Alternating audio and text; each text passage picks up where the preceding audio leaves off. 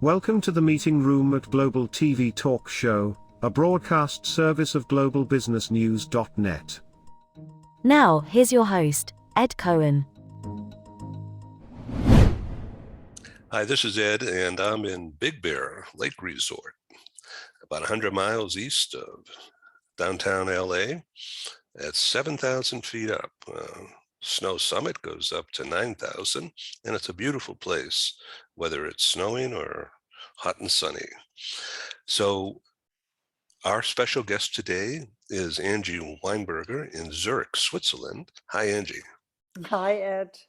You look great in pink and maroon and red. Thank you. So did you have a good Friday the 13th? Oh, my goodness. I haven't even thought about it, really, that it's Friday the 13th. Yeah, so far, everything went really well today. Okay, we're going to keep that going. Yeah, I started the day with going to the Zurich flower and veggie market. Oh, that'd be beautiful.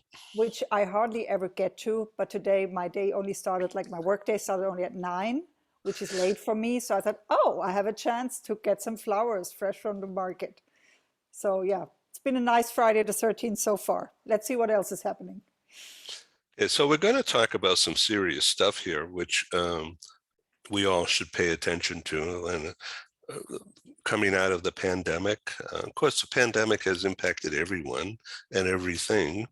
Look what's happening in big companies and small companies, but we'll talk about big companies, people quitting, or they're escaping from a lousy boss, or they're escaping from restrictions that they've discovered they don't need in their life anymore, from working remotely or working on different projects and being out from under. So a lot of that has to do with mental health, right? Yeah, absolutely. Would you like to comment on that? And I think, Ed, there's the theme that I see a lot right now is that with senior managers, but also with my major clients that are usually expats and expat partners, is a feeling of being a bit lost. And also the energy level is kind of low for many people because they have been moving from one crisis to the next. And I think it's really important now that, at least in Europe, summer is starting, that you take a break and give yourself some time in nature, like you're doing right now. I think that's perfect start to getting back your energy. Yeah, thank you.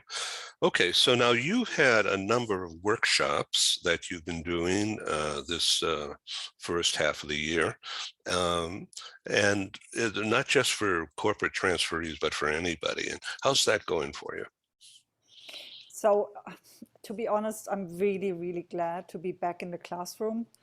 It is such a different atmosphere. Also, networking events have started again in Zurich. Last night I was at an event from a Big Four company, and seeing the whole community of globability professionals again, it just felt like coming home, and it was really beautiful.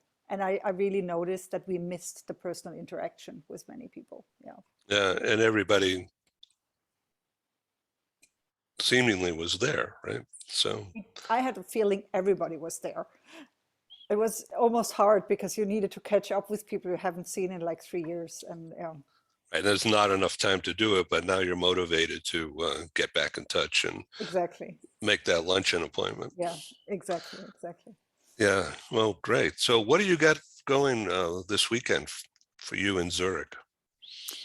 So weekend is, I have a plan to go to a study group. So I don't know if I ever told you, but I'm training for transactional analysis. It's a special part of psychoanalysis. It's deepening one method, basically. So we have study group meeting. If the weather's nice, afterwards we're going to have a barbecue.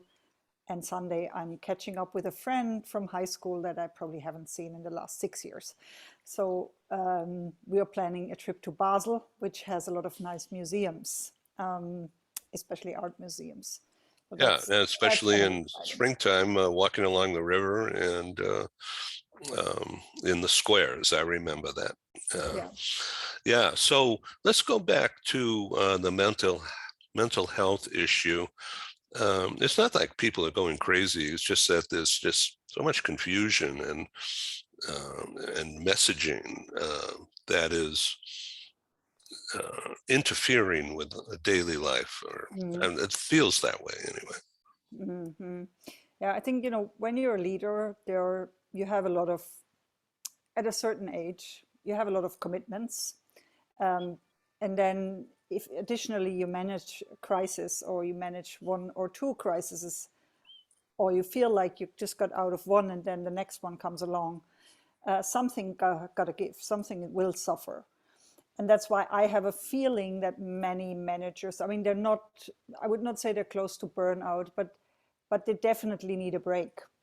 So one of my recommendations is usually, to think about, okay, if you feel like you have this, I say you have this spaghetti head where, you're turning around, the ideas are sort of unstructured, you don't feel like you can really focus on something anymore, you're totally distracted all the time by some little details, or someone's calling you, or someone in the family wants something from you, or you had to deal with loss, or any type of let's say severe personal issues as well at the same time, then I think what you need is a sort of a safety stop. So either it's a retreat, or what I also find really helpful is like a digital detox weekend. So, to try to do things offline, get out, get away from the media, get away from your phone, get away from all that Right, and breathe. influence that you get all the time. Yeah, and spend time in nature. I think that's also really helpful. Yeah, that's interesting. Yeah. There's another topic that emerged, and so we did a workshop yesterday, and I almost forgot about it because I've already been here for so long. So for me, it feels very much at home. Switzerland is very much my home now. But one of the participants commented on, when you move from country to country, which is what a lot of expats do. They move like every 3 years. And then you always have to start afresh. You always have to build a new circle of friends, a new support network in the new country. It drains your energy. And it's been so much harder to do that in the pandemic, where people hardly ever met in person. So I think also this is a task for many people now, is to really think actively again, okay, where's my support network? Where do I get the energy from when I feel drained? And who are the people I can trust? And if this support network doesn't exist in the country where I'm currently staying, can I make a conscious effort now, for example, over the summer, to take home leave, meet my friends from university, for example, catch up with people I haven't seen in a long time? I think that will be something a lot of people will need and cherish. Well, that's beautifully said, and I wish you well in that pursuit. This episode from the meeting room of Global TV Talk Show is brought to you by Porch Light Rental and Destination Services. Reduce your renter lump sum or managed relocation costs. Visit them at porchlightrental.com. And by airs.com. With our full range of services, we can help design and manage your international relocation. Find us at airs.com. Primestone Partners, featuring corporate, government, and developer housing solutions, as well as senior-level advisory services. Find them at primestonepartners.com. Stop dreaming and start living overseas.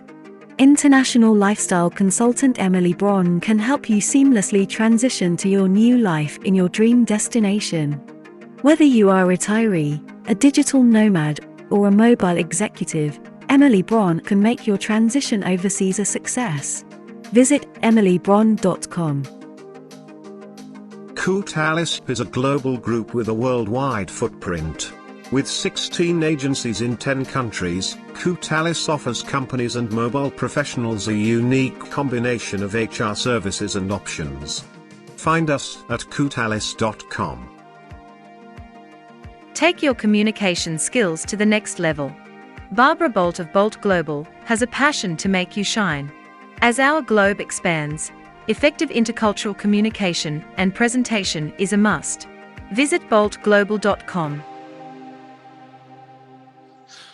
So recently you've had a growth in your people transitions groups and messaging. Why don't you do a quick deep dive into what you're seeing out there within your groups and how it relates to what you've just been saying? Well, so I think there's a few new topics that have become more important. To go back to what you said in the beginning, okay, like as you said, people are resigning, they're not accepting maybe the old ways of working pre-pandemic anymore. I think inclusive leadership is just becoming so much more important right now. And inclusive leadership also includes, the hybrid working style or the new ways of working or however you want to call that, and making sure that everybody who is on your team feels included, if they're working from home or if they're working from the office or if they're working from California or, from their beach house. So I think that puts a new challenge to leaders, especially I would say in Germany and Switzerland, maybe, you were usually, the leaders are a bit more promoted because of what they know technically. They're not so much people, if you see what I mean. So I think that's a challenge is for them, to think inclusively and to Some things integrate don't everybody. change. Yeah. So yeah, I think that's a main topic that has emerged as a leadership challenge of this year, definitely, yes. So within those two cultures that you just mentioned, sort of one culture, but similar,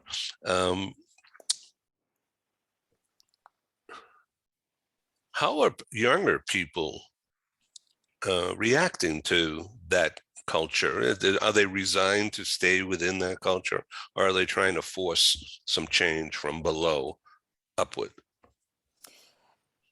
Ed, that's a very interesting, excellent question. I think from my observation, there is definitely a difference between, let's say, the Generation Y and the Generation Z and our generation. Definitely a difference.